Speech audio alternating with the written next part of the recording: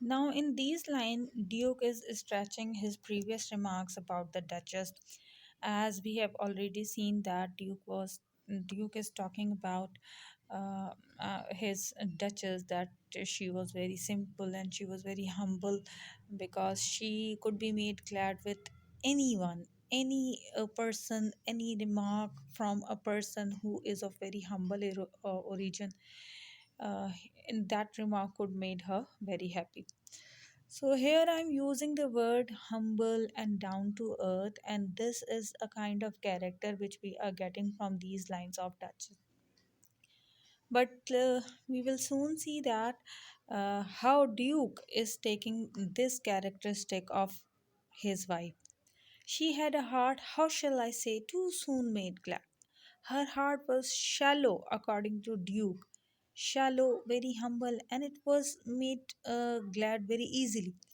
Anybody or any single trivial event could made it happy, too easily impressed. She was not difficult to be impressed. Why? Because she was very simple. She liked whatever she looked on, and her looks went everywhere. Whatever she looked on, whatever she experienced, she liked it. She was a kind of soul who never complained, who never thought of things as baser things. So she used to give credit to everything, whatever she experienced or she saw. Sir, it was all one. My favor at her breast, the dropping of their daylight in the west. So he is bit irritated. Duke is bit irritated with the fact that everything, whether it is a trivial matter, a mundane sort of issue, or a very highly or prestigious gift from his side, it would make a same impression. Here you can see my favor at her breast. It means a gift, maybe a pendant, which Duke gave to Duchess. Now, Duke, being aristocratic, being very prosperous, his gift or his pendant would have been very precious one. But same kind of pleasure she also got from the natural scenes, like the dropping of the daylight in the west, like when the sun was setting in the west, she would become happy even in this very matter also. This is a common matter and everyday natural phenomena that sun rises and it just gets set. So even this phenomena would make her so much happy. So it would not make any difference that whether it was the favor from her husband, a kind of very prestigious gift, or a trivial experience of watching the sunset. The bow of cherries some officious fool broke in the orchard for her. Or it could be any other matter, like some officious fool. Officious fool means the people who worked in their court or in their house. So what they used to do, they went to the orchards and they broke some cherries or flowers or anything, a kind of very trivial gift, and they would give to the duchess, and duchess would feel as happy, as joyful as she would feel for the gift of her husband. The white mule she rode with round the terrace, all and each would draw from her alike the approving speech. Or what else the experience is? She had a white mule. Mule is a kind of a horse and donkey breed, a kind of mixed breed. So she had a white mule and she used to ride round the terrace within her palace. So even that ride would bring her happiness. She would feel very much glad in taking that ride. So here actually Duke is comparing what? Comparing his blessings or his gifts to the Duchess and their effect on her. And he is feeling bit irritated that whatever my gift is or whatever my favors are on her, these favors are not getting any special attention or special treatment. She is, though she is happy or though she is showing her gladness, but she is glad for every matter. So it doesn't make any difference. So that is why Duke is very much irritated, or a kind of, you can say, he is disapproving this kind of behavior of the Duchess here in these lines. So he's saying that would draw from her like the approving speech, all these kinds of little gestures, little incidents would bring a kind of approving speech or blush at least. If she would not say from her lips or from her own mouth that she was thankful, or she was very much pleased by that very sight, or by that very kind gesture of officious fool, but at least there used to be flush in her cheeks, on her cheek. She thanked man. Good. She used to thank everyone. Okay. Whosoever this man could be, from the very humble origin, maybe, or even if he is some kind of servant, even then she is thanking. But thanked somehow I know not how, as she ranked my gift of 900 years old name with anybody's gift. Here now you can see that Duke has expressed his anger or expressed his irritation very bluntly. He is saying that she thanked every man. Okay, that man could be a servant who had brought her a kind of cherries, so she would thank him. Even if it is some kind of natural phenomena, she used to be thankful to that.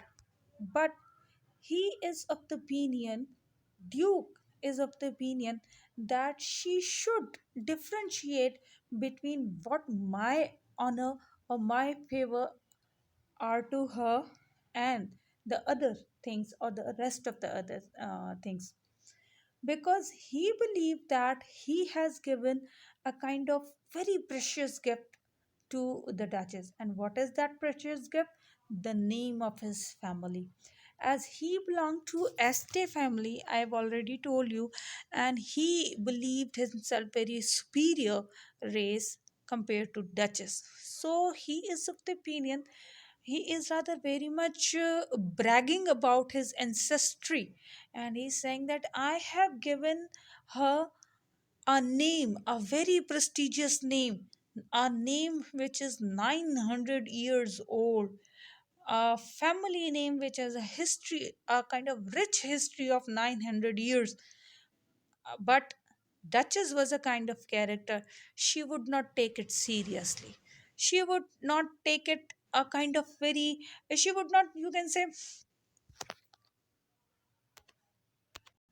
be thankful enough, because she was so simple. She would not feel any kind of pride in such things like name, family, wealth, or fame. So she would not take it very seriously, or she would not brag about such kind of family names and all this. Duke further says, who would stoop to blame this sort of trifling? Trifling is something very trivial, something very unimportant. So he is saying that it was beyond his dignity to stoop, to bow down from his own status and tell Duchess that actually you are doing this wrong. Even had you skill in speech, which I have not, to make your will quite clear to such an one and say, just this or that in you disgust me. Here you miss, or there exceed the mark. Now, Duke is saying that if you are articulate enough, or if you are good in speech, you could tell my Duchess that actually this thing in you irritates me, or here you are mistaken. But what the problem is, Duke thought of himself a kind of very exalted personality, kind of in a very exalted or elevated position. So he believed that it was beyond his dignity to stoop to lower himself and ask or tell the duchess that actually you are doing this wrong, or here you are exceeding the mark or exceeding your limit, or here you should change your behavior. Now he's saying that, and if she let herself be lessoned so, plainly set her wits to your forsooth and made excuse. Now Duke is admitting that if, or had told her, had he had admonished her that you should not do that, or you should change your behavior, the duchess was such a simple personality that she would accept her belief, and she would accept her mistakes, and she would plainly be or willingly be accepting whatever the duke said to her. But duke being very arrogant, duke being a very, you can say, proud being, so he said that, let me see the line, where is it? Okay, even then would be some stooping. He is of the opinion that if, or even, she would accept it, even then it would be beyond my standard to stoop or bend and tell her that she should change. And I choose never to stoop. Okay? And being a very arrogant brat, he never stooped, he never gave her any chance. He never even talked about this very issue. He just kept hating and kept irritated about all these matters. Oh, sir, she smiled, no doubt, whenever I passed her. Now he is admitting that she was a kind of very lovely wife and she used to care about him, and she smiled at him whenever he passed her. But the regret is, the regret of Duke is, who passed without much the same smile. He is saying that actually this was her nature. She was very much benevolence in her nature, a kind of very jolly sort of, very simple and innocent sort of a soul she was. And that is why she would smile to anyone. So Duke believed himself superior to everybody else, and that is why he wanted a kind of special treatment from the duchess, and that special treatment was lacking with her, and that is why he became very much angry with her. But who passed without much the same smile? This grew. This grew means this habit grew. This habit of smiling to everyone, or this habit of thanking everyone, or this habit of taking joy, or you can say, excuse me. Yes. Okay, I got my slide. So all this behavior grew richer and richer, and this could not be tolerated by the duke. So the next lines are very cruel one. You listen. This grew, I gave commands. Then all smiles stopped together. Now these lines are quite suggestive and giving a kind of ambiguity to the character of Duke. I gave command that all smiles stop together. It means what could have happened?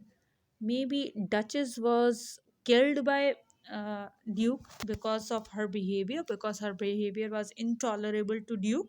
So that is why he ordered that her smiles should be stopped, or he or maybe there was a kind of any other way to stop all these smiles. She might be sent to a convent, maybe, where she could live in isolation. Whatever the matter was, the fact is duchess died. Okay, and they got separated. Let's proceed. There she stands as if alive, Now he is again concentrating on the portrait, and he is telling to that envoy that there she stands as if alive. That portrait is so lovely, so full of life, that it seems that she is alive in that portrait. Will it please you to rise? We'll meet the company below then. So he is asking the envoy that will you please rise up, and we will go down, and we will meet the company below. I repeat, the count your master's unknown munificence is ample warrant that no just pretense of mine for dowry will be disallowed. Now, the purpose of this meeting is setting forth in front of us. Now we come to know that actually this envoy here is for the arrangement of marriage between the duke and uh, and the daughter of this count's master. Okay, so he is saying, that duke is saying that I count your master's known munificence. I believe on your master's benevolence, or you can say open heartedness, and the prosperities that he has a kind of assurance that he would get all that dowry which he would be demanding in the marriage. Now here in these lines we can see the very selfish, or a kind of very uh, greedy nature of that duke has no regret or no feelings for her, for his duchess, the last duchess. Now he is ready to be married to another lady, but she is not concerned with the lady herself. Rather, he is concerned with the dowry which he would be getting from this marriage vow. So he's saying that of mine for dowry will be disallowed, though his fair daughter's self as avowed at starting is my object. Now, to just to make up his opinion, just to give a kind of explanation, he is saying that I believe that I would be getting all the dowry, and I would not be disallowed, or I would not be refused of any article of the dowry. But my sole concern is not the dowry itself, rather the daughter of the count. So here we could see the tinge of artificialness in her, in his behavior. Nay, we will go together down. Notice Neptune though. Now they are going down together through the staircase. They are going down so that they could sit together and they could talk about, or they could settle all the matters about the marriage. During passing through some alley or through some path, they saw kind of another portrait. That is the portrait of Neptune. Now, who is Neptune? Neptune is a mythological character from the Greek mythology, and he is sea god. Okay, the god of sea. Notice Neptune, though, taming a sea horse. Now, within this portrait, which he is showing to the NOI or the ambassador, a Neptune is there, and he is taming a seahorse. Taming means controlling or riding on a seahorse. Within the Greek mythology, the image of the Neptune is usually with the seahorses. Seahorses are actually, you can say, a kind of ride to them. They ride him throughout the seas. So Neptune is a greater force, you could say, symbolizes a force, an over empowering force, and seahorse a kind of, you can say, submissive agent. Notice Neptune, though, taming a seahorse, thought a rarity which Klausenberg cast in bronze for me. Now, this is a sculpture, not a portrait. Okay, this Neptune is not in a form of a portrait, rather in a form of a sculpture, and this sculpture is of bronze. Bronze is a kind of a metal. Okay, so he is very much proud about the collection of the art he has. And you must know that the setting of this poem is Italy, and Italy from the Renaissance period. And during the Renaissance period, art and culture and literature was the element you could be proud of, and you could very proudly uh, show your affiliation with. So here he is also telling the ambassador with a very proud tone that, see this Neptune, I have this very sculpture, and this is a very rare sort of sculpture. Rare means something which is not easily found. So he's saying that there was a kind of a sculptor whose name was Klaus, and he was from Innsbruck. He made that for the Duke. Now, coming to this very sculptor, his name is Claus. Here, you must know that this is a fictional character. There is no such a sculptor mentioned in the history. So, we are done with the textual analysis. Let's start little bit about the thematic analysis or the symbolic interpretation.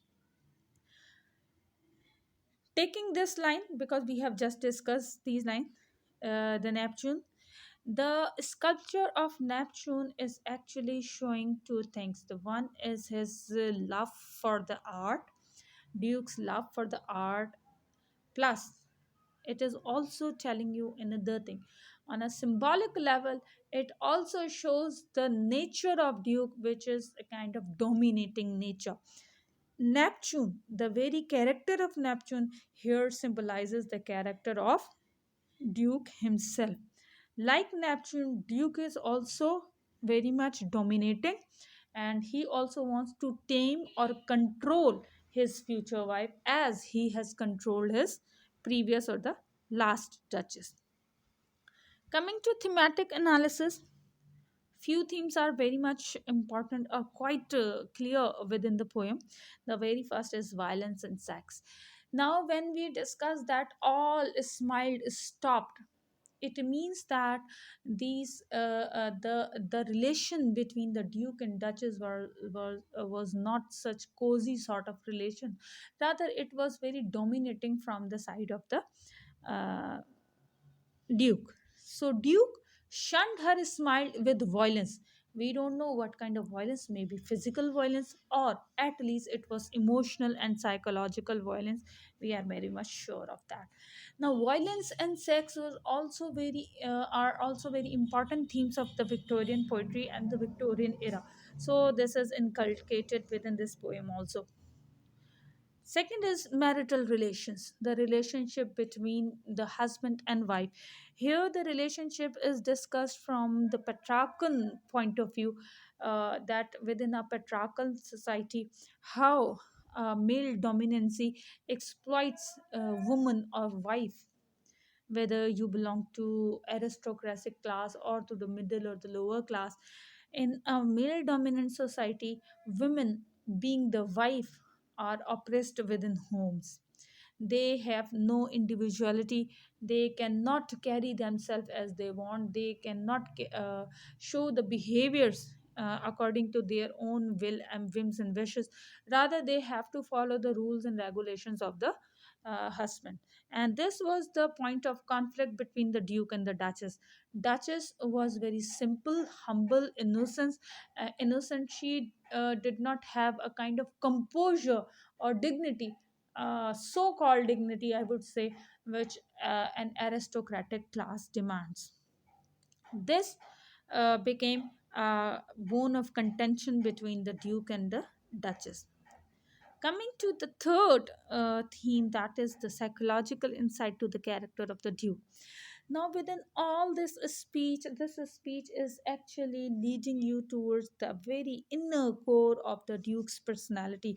We could see that, we could analyze that the character of the Duke is very much dominating, a kind of symbol, an epitome of patriarchal society or the patriarchal norms, who believe to control, to exert power, and to you can say to submit or to make a woman submit to their will. Another is a Renaissance fervor and pride for art.